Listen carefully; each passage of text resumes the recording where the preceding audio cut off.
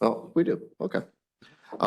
So to begin the meeting, I'd just like to remind the members, General Statute 138A-15 prohibits members from participating in the meeting if there's any known conflicts of interest or appearance of conflicts with respect to any of the matters before the commission. Therefore, I'd ask any of the commissioners if there is an appearance of any conflict or known conflict. Hearing none. The first item on for is approval of the minutes from the Air Quality Committee meeting on May 8th, 2024. Has everyone had an opportunity to review those minutes? And is there any changes? Hearing none, I'd ask for a motion to approve the May 8th, 2024 Air Quality Committee meeting minutes. So moved. Commissioner Weiss. Second. All right, Mr. Elson, Commissioner Elson has seconded that. Can I get a vote on that? All in favor, say aye. Aye. Aye. All right. Any opposed? We're going to move into the concepts portion of this and ask Ms. Quinlan to come up and give a presentation on emission guidelines for greenhouse gas emissions from coal-fired electric generating units.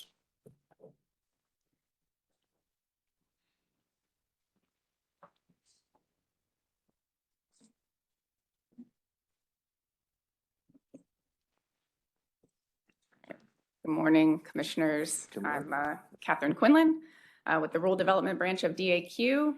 And as mentioned, I'll be presenting a concept for a new rulemaking that we're undertaking for control of greenhouse gas emissions from power plants. So this is just a reference slide with different acronyms that we use throughout the slides for later reference. But I'll start with trying to present the background briefly for this rulemaking, which has a pretty extensive background for EPA's regulations on electric utility generating units under Part 60 standards. So back in 2015, the EPA promulgated new source performance standards for electric utility generating units, or EGUs, under Part 60, Subpart Quad T. And this was to control greenhouse gas emissions from affected facilities. This was in the form of CO2, carbon dioxide emission standards, and it applied to new, modified, and reconstructed steam generating units and stationary combustion turbines. And EPA identified the best system of emission reduction as partial carbon capture and storage. And in the same action, the EPA promulgated emission guidelines for existing EGUs under Part 60, Subpart Quad U for the control of greenhouse gases from designated facilities. This was known as the Clean Power Plan. And it established guidelines for states to develop standards of performance for existing steam generating units and stationary combustion turbines. And EPA identified in the Clean Power Plan BSER as state-specific goals for reducing carbon dioxide emissions and required states to develop a plan, including the necessary rules to meet those goals. However, the Clean Power Plan was stated in the court in 2016. So then in 2019, the EPA finalized the repeal of the Clean Power Plan, along with revisions to the state plan implementing regulations under Part 60, Subpart BA, and new emission guidelines for greenhouse gases from existing EGUs under Part 60, Subpart Quad UA. This was known as the Affordable Clean Energy, or ACE rule. In the ACE rule, the EPA identified BSER as heat rate improvement through application of 7 specific heat rate improvement candidate technologies. But then the ACE rule was stayed by the court in January 2021. And so that brings us to last year. In May of last year, the EPA proposed 5 separate actions for greenhouse gas emissions from fossil fuel fired EGUs.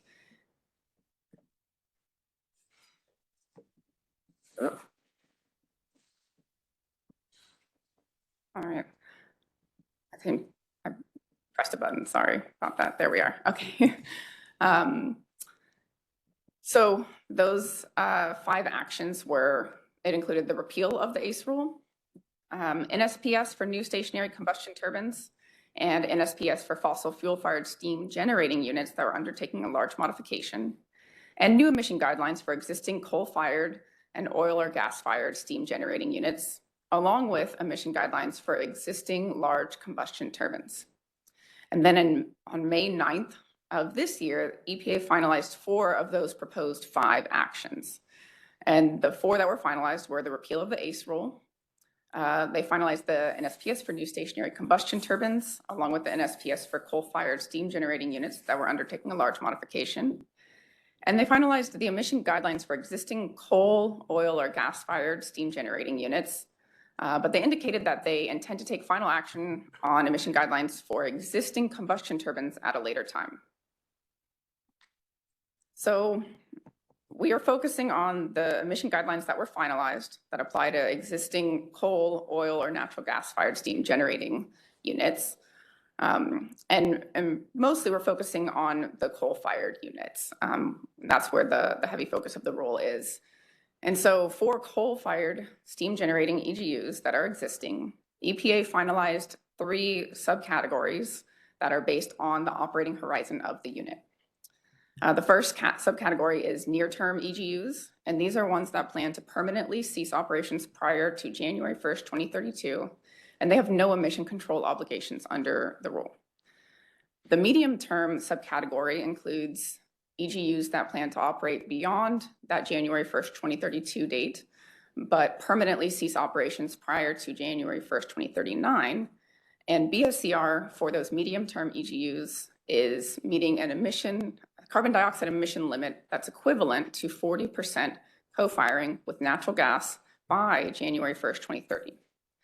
And then for long-term EGUs, which are ones that plan to operate past January 1st, 2039, EPA identified BSCR as meeting a carbon dioxide emission limit equivalent to 90% carbon capture and sequestration or storage, or CCS, by January 1st, 2032.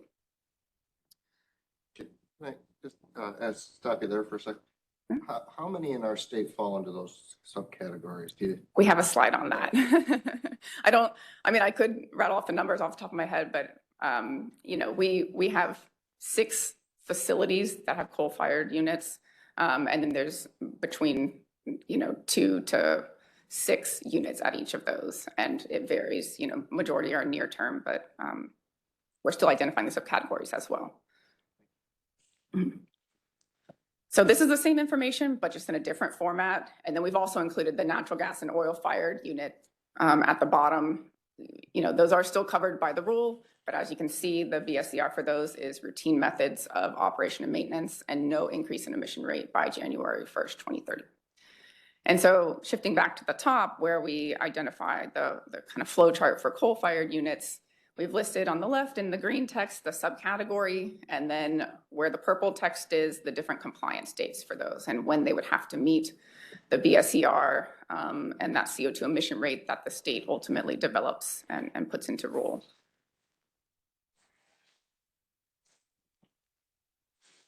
So now backing up a little more background, but this time state specific.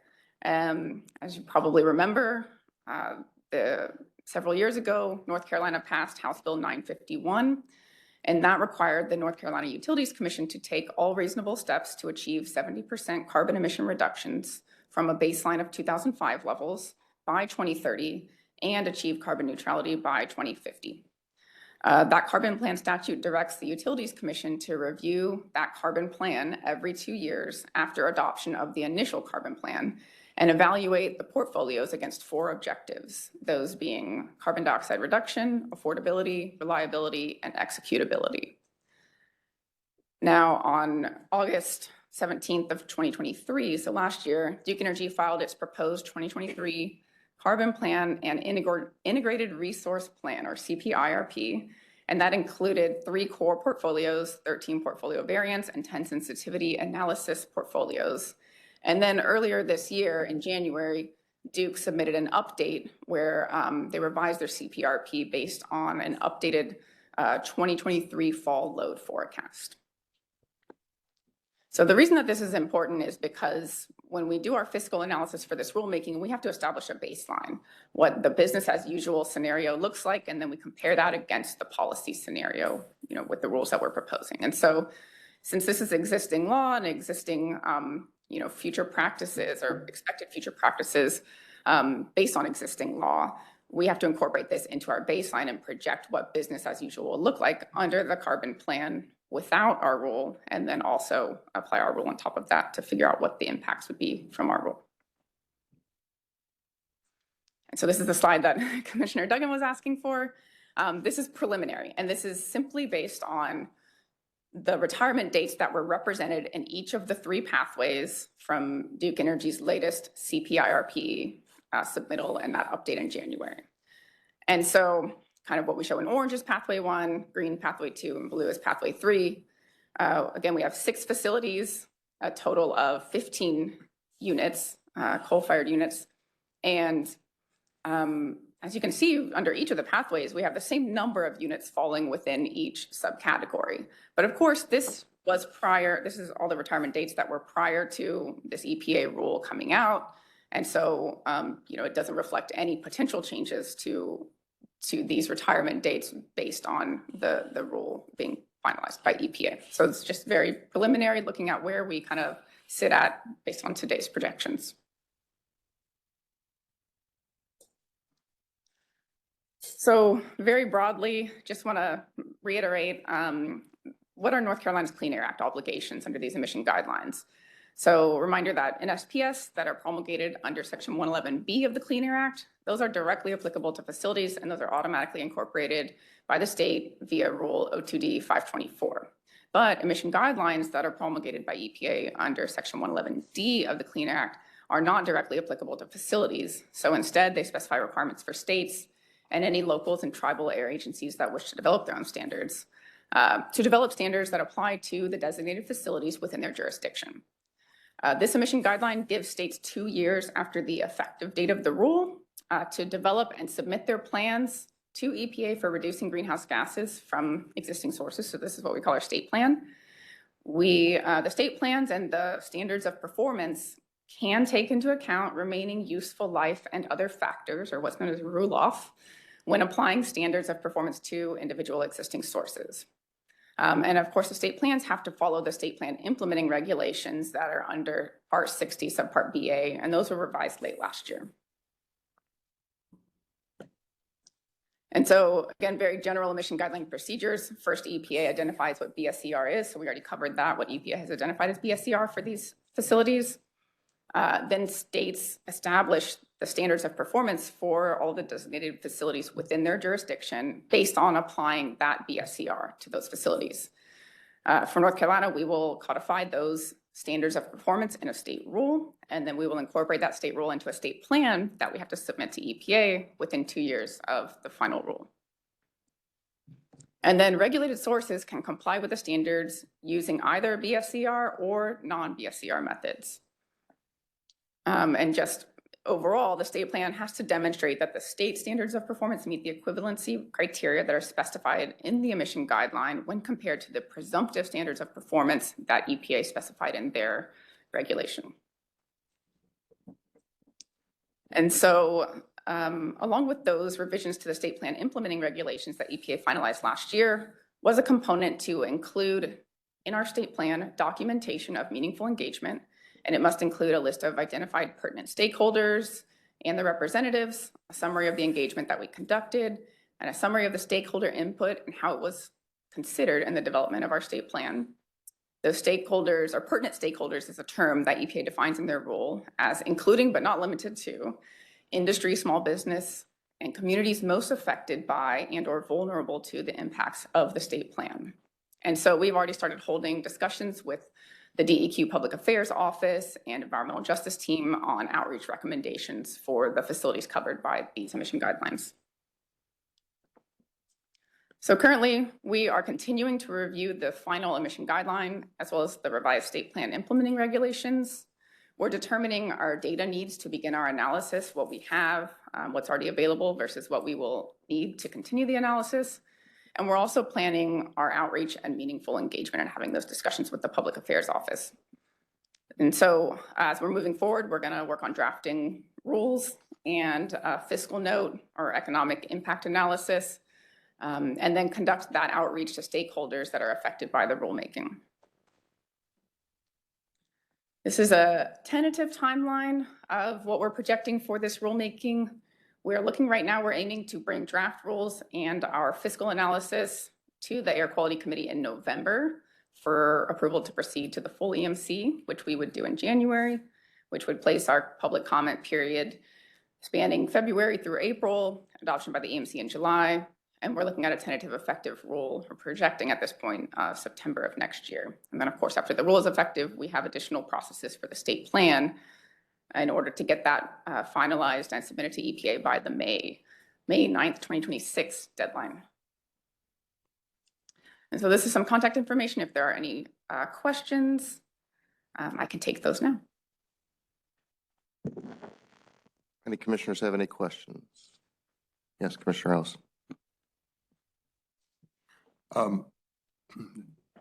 So of the EPA has put 4 of their 5 items into effect, right? That's correct. And between the various manifestations of achieving EPA's objectives, there's been a lot of litigation. What is the likelihood that these new requirements will be litigated? Well, I might pivot to Mike to see what his, if he understands what, if there is any already filed litigation or what we might project for that. Yes. If I may, Mr. Chair, likely. Okay, I'm, and any, I know it's all political and nobody has a crystal ball, but if this goes into a federal court and some judge issues a stay on these EPA requirements, how does that affect the state process? Yes, so a stay would stay our process in North Carolina. So a stay by a court would, on the overall federal emission guidelines and or NSPS would effectively stay our process until that's resolved. The department and the EMC would just be on hold. I believe that's where we would end up. Okay. Is it would just be on hold until that's resolved. Yes, sir. Okay. I have a couple more questions, if that's okay. Please. Could you explain the heat rate improvement versus carbon capture and storage? Those are 2 very, very different BSERs. So is one better than the other? Is one better for North Carolina power companies or? Well, I don't want to speak on behalf of what those companies may feel is best for them achieving any emission reduction goals. I mean, generally the carbon capture, just generally speaking about the technologies, the carbon capture is capturing a significant amount of the emissions, whereas the heat rate improvement technologies are certain physical changes, and I believe even one of the candidate technologies was, good operation and maintenance, so a work practice standard that can be made to simply make the unit more efficient. It's not, which would lead to less emissions, but it's not, I don't believe that the expected result of those would have been as high as what is typically expected for carbon capture. However, carbon capture can be subject to things like geology in the area and the heat rate improvement technologies also, some units already have a lot of those installed. So to the extent that they already had them installed, it may not have, impacted or reduced their emissions from the baseline. But in this case, if we pivot back to where all of our units are falling within the, again, just preliminarily based on the current CPIRP, the last one that was submitted, you can see there's only one unit that has a projected retirement date falling in the long-term subcategory.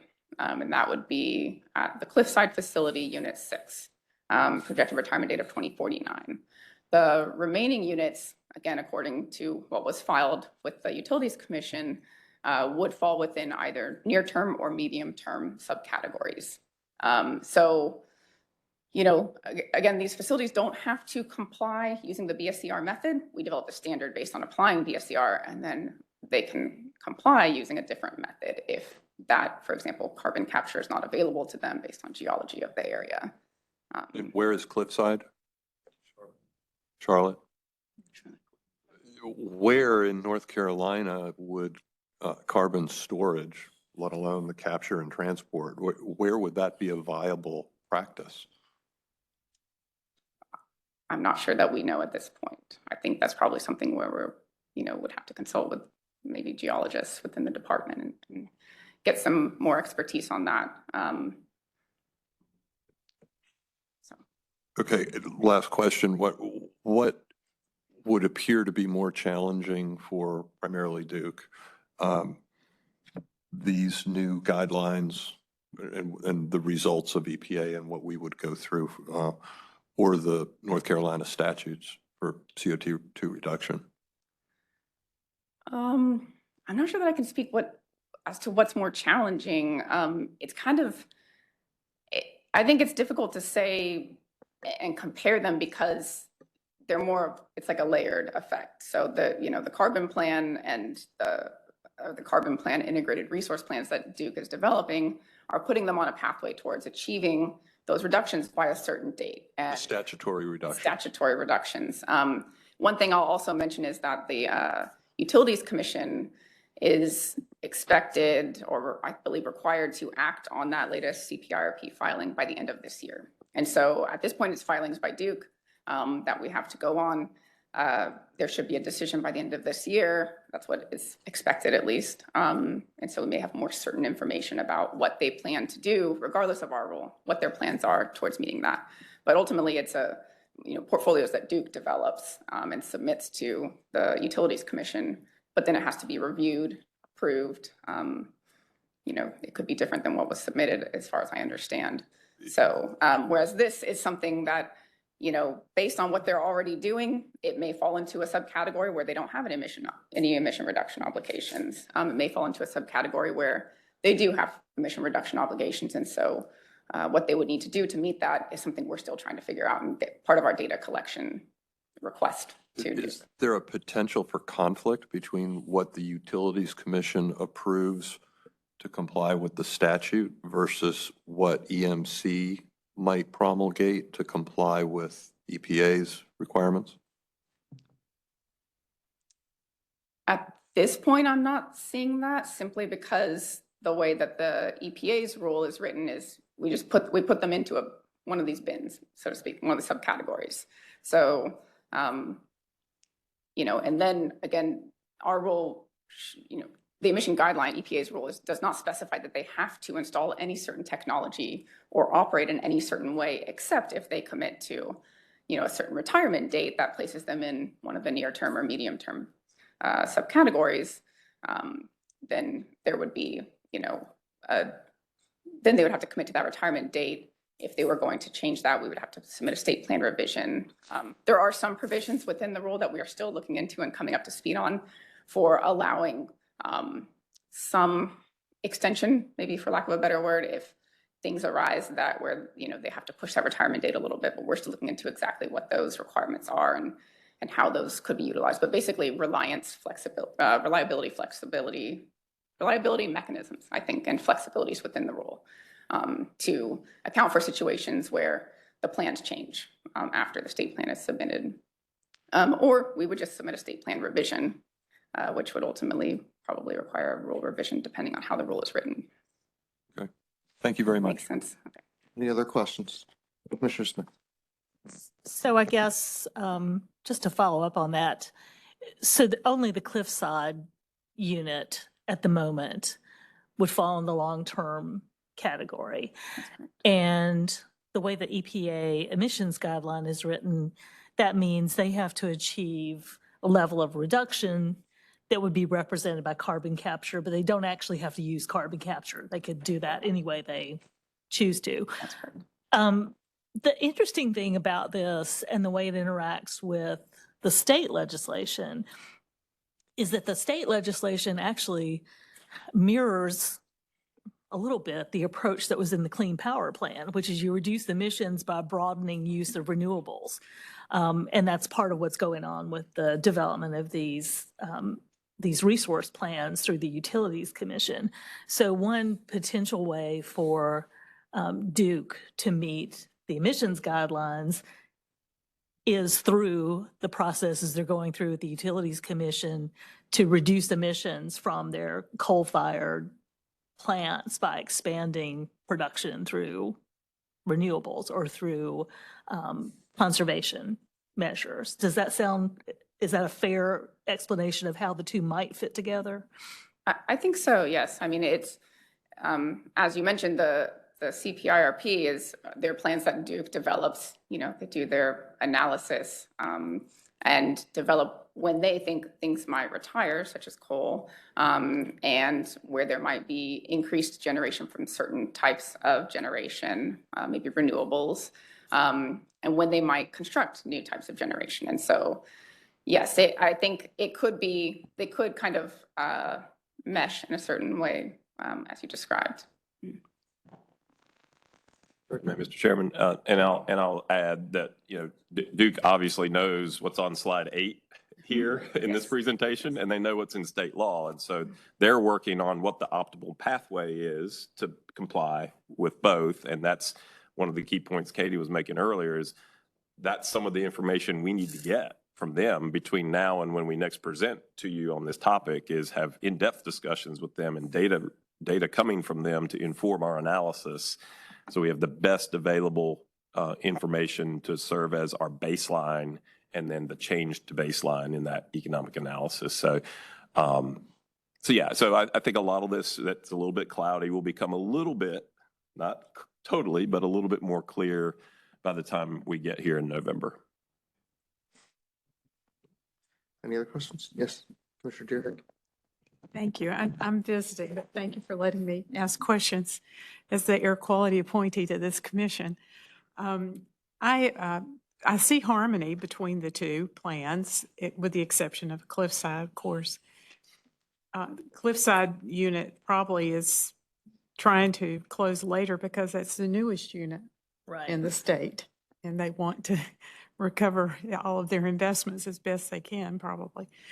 But do I understand correctly that a lot of these coal-fired units are being closed and replaced with natural gas-fired units?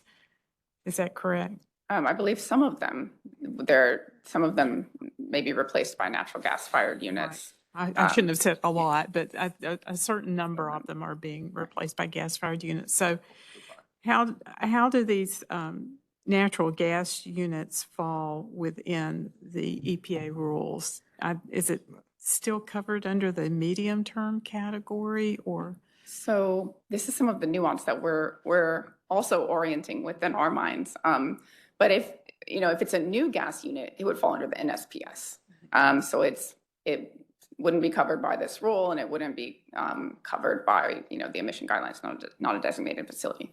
Now, I mean, there are some of these units that are already co-firing natural gas along with their coal, and are permitted even to potentially co-fire up to 100% natural gas. And so that's something that we're looking at closely and to see, because, for example, if there's a unit hypothetically that's co-firing, coal and natural gas right now, to where it's falling as a coal unit, because if it's greater than 10% by heat input value coal, then it's considered a coal unit. Then if it's currently a coal unit, but let's say it's already permitted to co-fire natural gas and it's already co-firing some natural gas, and they decide to retire the coal capacity of that and become just natural gas, potentially it may fall within that bottom section there, the natural gas and oil-fired units. We're still looking at those nuances and intricacies to see would that still be covered by, is that still an existing unit, where it would still be covered in under these emission guidelines, just under a different category. It would be subject to the routine methods of operation and maintenance and no increase in emission rate by January 1, 2030. Just to follow up, can you remind me, with the new source performance standard, does that include major modifications to existing units? It does, major modifications and reconstruction. And do some of these conversions to natural gas fall into the meaning of major modification? That's the question we're still trying to answer. I think it's a key question. Does it, and it, I'm just thinking out loud here, it may come down to whether an actual retrofit is needed versus if it's already has the ability to do that. You know, these are some of the questions that we're also asking and looking into to figure out the answer to, because they're key questions. And one last question, what is the beginning date for the new source performance standards for that situation? I believe they become effective 60 days after the final rule is published in the Federal Register, if I'm not mistaken. But I'm talking about from the meaning of new, that is when a regulated party submits an application, is what's the trigger date for triggering new?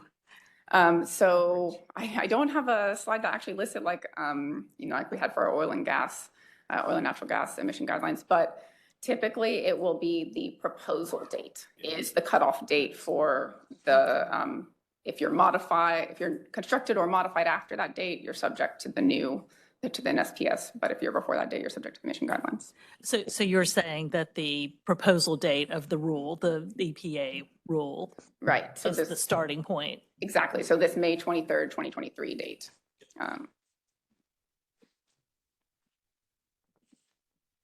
Any other questions? Hearing none, thank you. Thank you. Okay, we're going to move on to number 2 under the concepts, revisions to permit rules to incorporate pre-permitting activities provisions of Session Law 2023-134. And Ms. Burleson, you're up.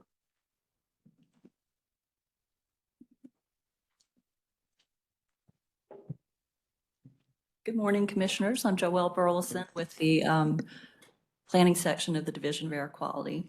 And today I'm going to talk to you briefly about a concept to incorporate provisions of some recent session law changes. As we do with our other slides, for your reference, if you need it at some point, is a list of acronyms that we'll use throughout the presentation. So to provide just some brief background, Session Law 2023-134 became effective in October of last year. You may recognize that as the budget bill, but it also included other regulatory requirements for various agencies.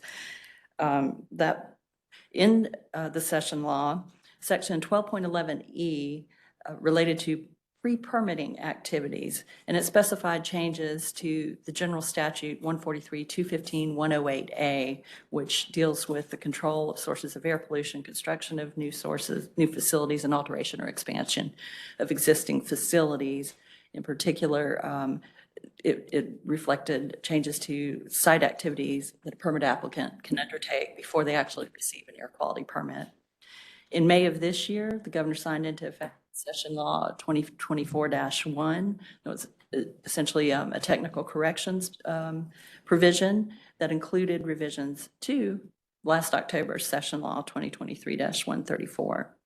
The 2024-1 Session Law includes Section 4.13A, which adds a paragraph or Section 12.11F to last October's session law, and that establishes a requirement that the Department of Environmental Quality submit a state implementation plan or SIP revision that would reflect any statutory changes resulting from Section 1211 to the US EPA for approval. And it also included a Section 12.11G that established the effective date for Section 12.11. Section 4.13B of this year's session law made the effective date for that session law retroactive back to July of last year. So what is the structure of 143-215-108A?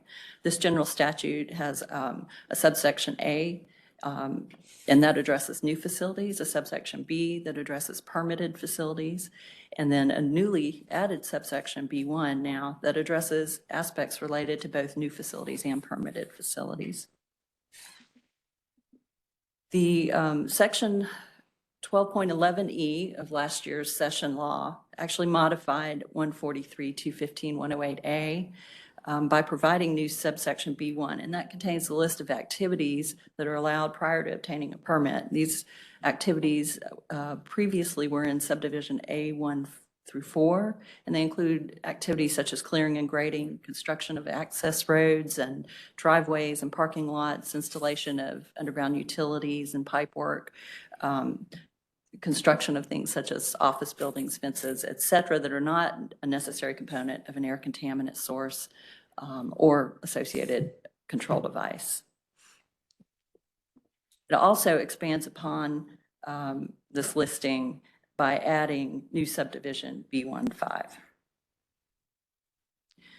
New subdivision B15 allows construction, but not operation, of a new air contaminant source, equipment, or associated air cleaning or emissions control device if an application for a permit or permit modification has been submitted and determined administratively complete.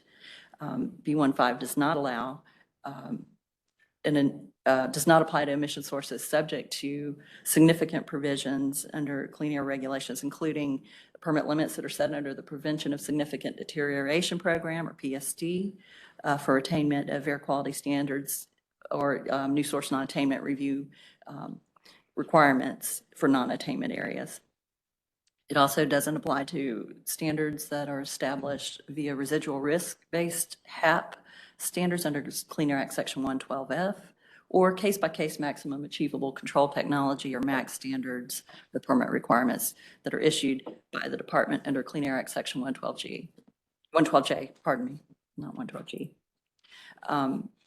The session law from last year in 1211E also revised subsection A of General Statute 143-215-108A by adding an exception to the prohibition from construction prior to obtaining a permit, and that exception referenced the new section B1, and it also removed the existing language, moved to new B1 regarding activities a new facility can currently undertake before they obtain a permit. Section 1211E also revised subsection B of the general statute, adding a similar exception that refers to the new subsection B1, and the general statute 108AB prior to the recent session laws already allowed construction of a modification at a permitted facility to proceed by using what we might refer to as a notice of intent or notice of construction, statutorily specified process in B1 through 9. There's also a section 12.11F that was put in place by the session law from last October, and it requires the DEQ to prepare and submit the EPA to EPA a SIP modification or amendment based on changes to the air permitting program that are made per section 12.11, and establishes a deadline for that to occur to be July 1, 2025. Session Law 2023-134 in section 12.11G also established the effective date of that session, particular section, as the first day of a month that is 60 days after the Secretary of the DEQ certifies to the Reviser of Statutes that the EPA has approved the amendment to the SIP submitted as required per the schedule in subsection 1211F of the session law. It also specifies that the Secretary is to provide notice of the effective date of the section on its website and by written or electronic notice to the current air permit holders, and that the section applies to applications for new air permits and modifications of existing permits that are received on or after the effective date specified. So our DEQ is beginning rulemaking to incorporate the provisions of the session law to comply with the July 1, 2025 SIP amendment submittal deadline of section 12.11F. And we're working to minimize the number of rules that we need to revise to effectively meet the statutory requirements. Rule revisions would only become effective the first day of the month, 60 days after the Secretary of DEQ certifies to the Reviser of Statutes approval by EPA into the SIP per the provisions of Section 1211G of the session law.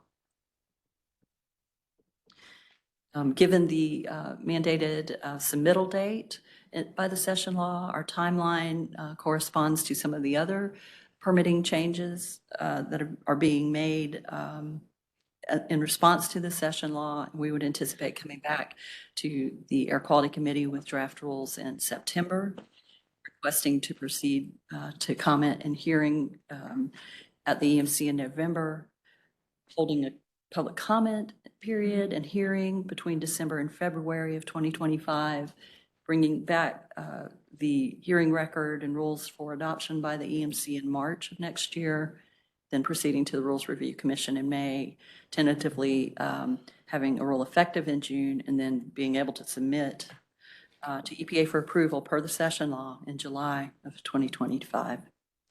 And again, the new provisions would only become effective after approval by EPA and the associated noticing that's supposed to occur per the session law. So that's what I have to present to you this morning. If there are any questions, I'm happy to take them. Any questions from any of the commissioners? Commissioner Smith? So I assume that in order to do the SIP revision, the state would have to submit the actual language of the statute itself, along with any rules, because the policy changes are actually, in this case, in the statute. Is that correct? So I would, sorry. I don't think that, that's correct. We can provide it as background information and explanatory material, but we typically do not, and EPA typically would not approve incorporation of session law or even statutes into the SIP because they require, as part of the Clean Air Act provisions under Section 110C2, AC2, as well as their 40 CFR Part 51 implementing regulations, that changes that are going to be incorporated into a SIP undergo a public review and comment process, and the legislative process doesn't in and of itself provide that opportunity. So I'm a little confused about how we, in this situation, then get to a SIP amendment, because the actual policy changes here are in the statute. We're prohibited under the APA from readopting the language in the statute as a rule. So all we would be doing is doing whatever minor amendments to other rules would be necessary to conform to this language. And I understand the public notice, but my understanding was that the state's approved programs under both the Clean Air Act and the Clean Water Act consist of a combination of the state laws and the state regulations.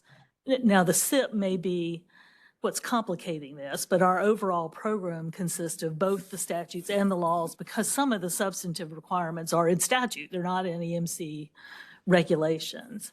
So I guess I just have a question about how we get through this with a SIP amendment if we can't include, if the SIP amendment doesn't include the actual substantive provisions, which are going to be in statute, not in our rules. And that may be just a question for the universe. But it's very confusing. Yes. Would you like me to give that a shot? Sure, go ahead. So the vision here is that to get to a SIP amendment, we would be changing the rules, such as the definition of construction in our rules, in our SIP approved rules. And that's the primary change that would likely come back. And we're still fleshing that out, but that's a pretty solid answer to what you would see if we bring a text and an action item back. And then if that goes through that whole process and then it's approved, then we have a new version of that rule to submit as a SIP amendment by the deadline as indicated in the statute for EPA's review and consideration for approval. Now, it's more complex because you all have heard us present on this particular narrow provision previously on two different occasions about concerns of the provision not being consistent with the Clean Air Act or the federal implementing regulations of the Clean Air Act. And so one question that we want to pose to EPA prior to coming back to you all as with an action item amongst the questions that we have for EPA are, is this approvable? If we get to the end step that I just described and we put it in front of EPA, is it approvable? And we want y'all to have that answer at the point of this becoming an action item or not, or consideration of an action item on the committee agenda. So that's, we don't have those answers in writing today. We've already had discussions with EPA, however, about some of their concerns.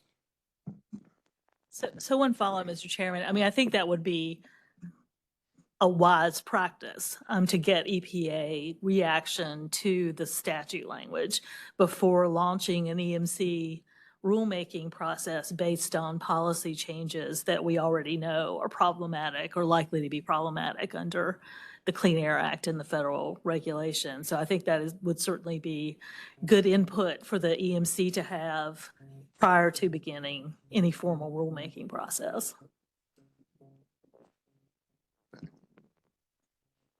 Any other questions? Yes. I just wanted to make sure that it's this is going to be done in the regulatory impact analysis stage, that the division will include a list of all existing PSD permitted facilities in case they seek a major modification that fell under the meaning of new, or if you understand where I'm going with that how many facilities in the state could potentially be able to start construction of a new unit or a major modification of an existing unit that are in PSD areas, and so therefore they would not fall under this statute. Do you understand where I'm going? I'm just trying to get a sense of what the population is in the state. So I'm assuming Cliffside, I'm trying to remember, I think Cliffside probably has a PSD Class 1 permit. Is that right? I can't, I believe so. Definitely Title V PSD, I can't answer, but I can look that up really quickly. But I'll just note again, that with this particular provision, it does not apply to PSD facilities. That's one of the exceptions in the law. And so that's one of the other nuances in crafting the draft language for the rule. We would spell that out. Yeah, I just want to make sure that the commission members are informed and assured about which PSD permitted facilities, if they chose to go through a major modification, will still be covered because of that statement in the statute about PSD facilities. Thank you. Any other questions? Thank you, Ms. Burleson. Thank you. We do not have any action items. However, the July EMC agenda items, Mr. Nelson's going to talk to us about the request for approval of proposed rule and regulatory impact analysis to proceed to public comment on amendment to 15A NCAC 02D.0410. Particular matter. Tomorrow. Well, okay, Yeah. tomorrow only. So those are the two things will be on the agenda, or that's the item that will be on the agenda coming out of this committee. There is an informational item, a couple actually on the calendar here, or at least one. Ms. Quinlan, on the update to rulemaking to implement EPA's emission guidelines for control of greenhouse gas emissions from oil and gas sector.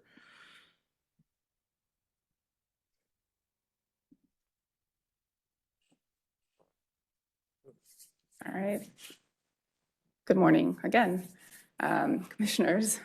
As mentioned, I'll be giving an update on the rulemaking that we presented a concept for at the May meeting. And these are different emission guidelines and this applies to the crude oil and natural gas sector. So it was requested by the Air Quality Committee that we give an update, and we are here with that. So again, just a reference slide with all the different acronyms we use throughout. This is the same slide we had during the concept. It kind of just outlines the different NSPS and the history behind each of those and the different applicability dates that apply to the crude oil and natural gas sector, the different pollutants that are covered under each one. And then down in green, we have the emission guidelines that apply to existing sources that were constructed on or before December 6, 2022. And that's what we're focusing our rulemaking on. So overview, very similar slide I presented in the concept, but just in a different format. On the left, kind of the process for NSPS. Those apply to new sources. EPA sets those federal standards for the new modified and reconstructed sources. And on the right, what we're focusing on, the existing sources under 111D. These are the emission guidelines, and they require the states to submit plans for those existing sources that contain standards that are consistent with those federal emission guidelines. And the state plan for these emission guidelines is due by March 8th, 2026, which is 2 years after that final rule was published. Same slide I presented earlier, because these are both emission guidelines. So again, EPA identifies the BSCR, and then the states establish the standards of performance based on applying that BSCR. We're going to put that into a rule and then incorporate that rule into a state plan. And then the regulated entities can comply with those standards using either BSCR or non-BSCR methods. This is a diagram we took from EPA's final rule. Actually, it was from their proposed rule, but it still stands for their final rule. The different realm of, the entire realm of affected facilities and types of operations that are covered and even not covered in the case of the ones in gray, 7, 8, and 9, by these emission guidelines. Again, we don't have the majority of these. Our scope is much more narrow. And so it was requested that we, when we presented the concept in May, it was requested that we provide a list of the affected facilities and where we are in our rulemaking in terms of identifying those affected facilities and our engagement plans. So we have identified 11 natural gas compressor stations in North Carolina that are covered by this emission guideline. It spans across 5 regions, and they're located within 11 different counties. I will say we're still refining this list and ensuring that we are capturing everything. I believe there's at least one additional one that we've identified very recently in the Winston-Salem region. So we'll, of course, have a very complete and final list when we come with draft rules. But this is what we're looking at this point. These are the same 11 facilities that were identified on the previous slide, but the different entities that own or operate those 11 facilities. So you can see it's 5 different entities, and the additional facility, I believe, also falls under that first line item for Dominion. So it's still these 5 affected entities as far as we have found at this point. This is just a map of those and the different counties that they fall within. So the little triangles represent those 11 affected facilities, and then their counties are labeled here. We'll have another map later that provides a little more additional information about the counties. But the mapping is an integral part of planning our outreach and where we might conduct that. And so back when we presented the concept in May, we were still very new to the rule and really coming up to speed on it. Like I mentioned, there's a wide scope of facilities that are affected or types of operations that are affected, but we knew that ours was more narrow than that. And so we're now showing here, since we only have compressor stations subject, we've kind of filtered out those BSCR and standards that EPA specifies for compressor stations that might be at compressor stations. Not to say that all of these types of sources will be at all of these facilities, but they may be. And so that's the information we're still trying to collect and discern. But at the top, we have fugitive emissions and equipment leaks. And EPA identified BSCR as monthly audio, visual, and olfactory, or AVO, monitoring surveys to identify leaks. And then also monitoring and repair based on quarterly monitoring using optical gas imaging, or OGI. They've also specified that the entity could opt to, instead of doing the quarterly OGI, they could do quarterly EPA method 21 monitoring, instrument monitoring, with 500 ppm parts per million identified or defined as a leak. And then there's sorry about that. There is, some repair requirements for the monthly AVO. If they detect a leak through that methodology, they must make a first attempt at repairing it within 15 days of detecting it, and that final repair within 15 days after that first attempt. And then for that quarterly OGI monitoring, if they detect a leak, using that or the EPA Method 21 monitoring, that to make a first attempt at repair within 30 days after detecting the fugitive emission, and final repair 30 days after that first attempt. And then the rest of them are different types of specific equipment that may be present at any of these sites. We have pneumatic controllers, reciprocating compressors, dry seal centrifugal compressors, and wet seal centrifugal compressors. And I will say the majority, for the most part, the presumptive standard of performance closely reflects what is identified as BSCR, since these are a combination of work practice standards and then also an emission rate standard. So monitoring and repair, essentially, and maintaining volumetric flow rates below a certain amount, 2 standard cubic feet per minute for the reciprocating compressors, and then either 10 or 3 for the centrifugal compressors, depending on whether it's dry seal or wet seal.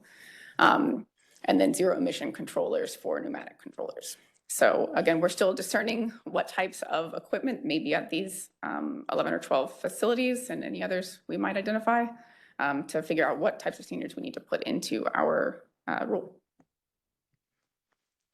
One additional aspect of EPA's emission guidelines is what is being called the super emitter program.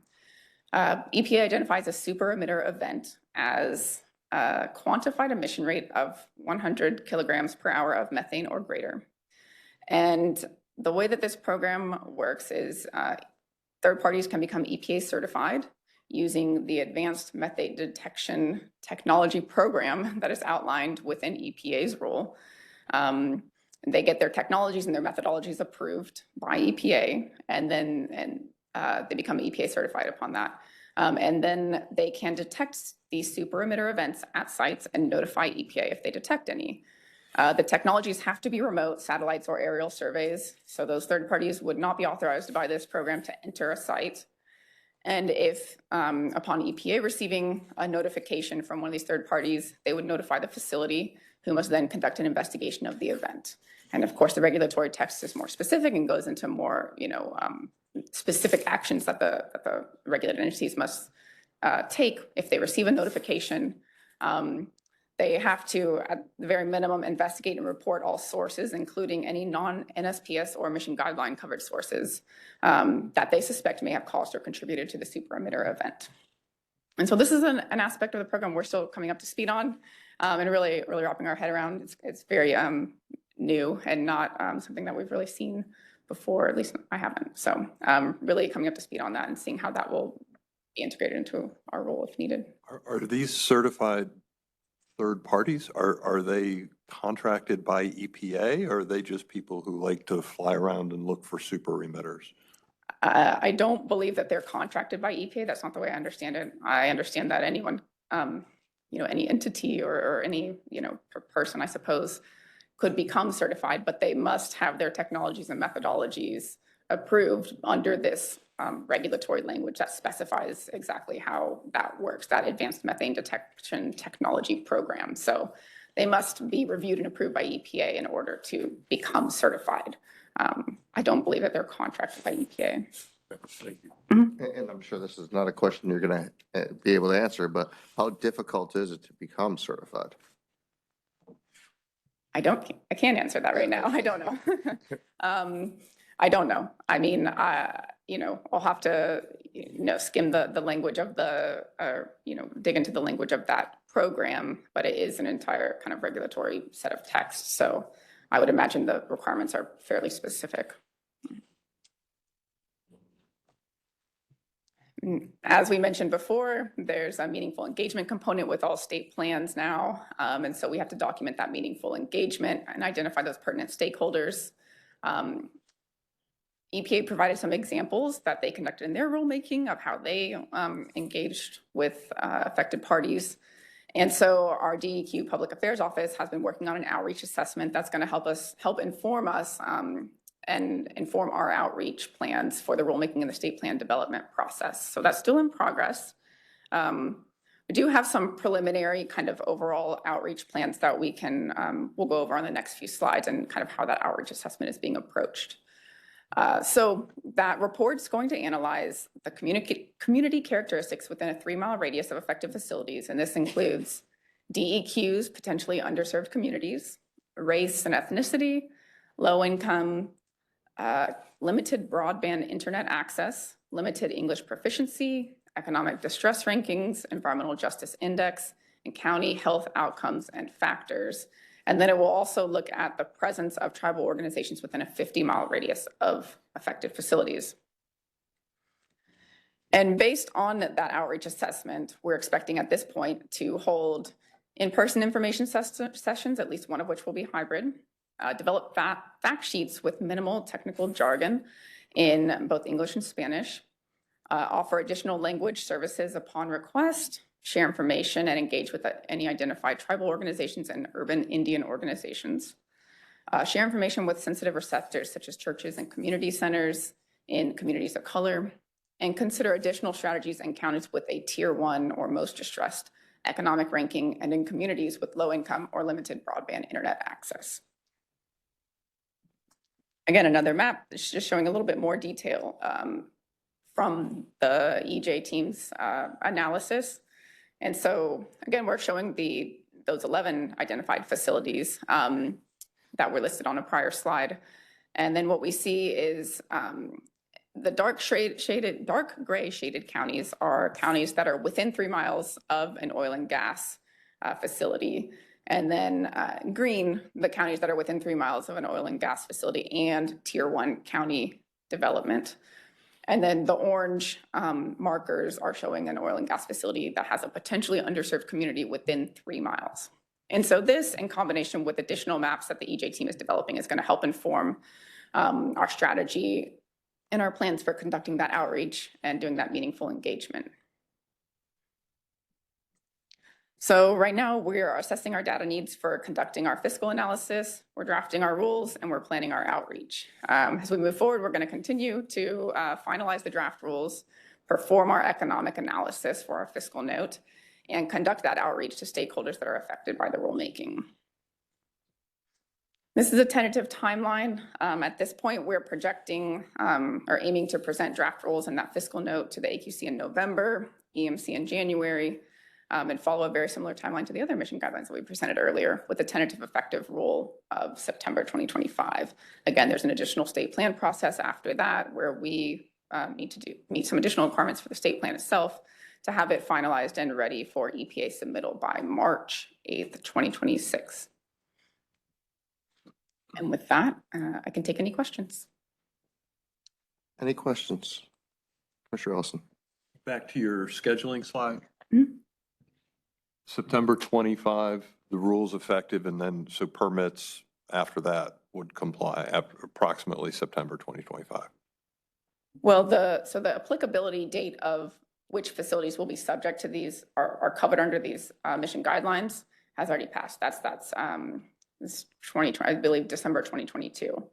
So if it was existing and not modified after that date, then it's a covered facility by these emission guidelines. Now, in terms of any permits that might incorporate these requirements in it, if a permit comes to our division after that date and we have a state rule in place that applies to these facilities, then at that point that may be something that's incorporated into the permit, or I'm not sure if we wait until the state plan is submitted for that. But from the permitting aspect, it's kind of after the rule is developed, then we would incorporate it into the permit when it comes before us.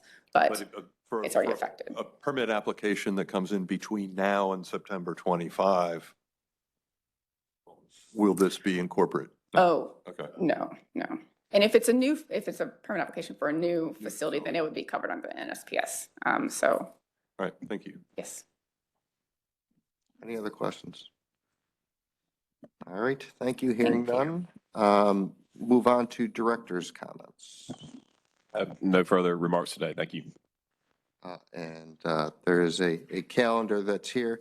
Just request that staff put in those guidelines, especially on the emissions, put those into the calendar. I think that we have on here, this DEQ development projects. calendar? Yes, yes, sir. Other than that, any other questions? Mr. Chairman, we'll bring the steering committee together in 5 minutes at 11:55. All right. Thank you all. Thank you, staff. This meeting is adjourned.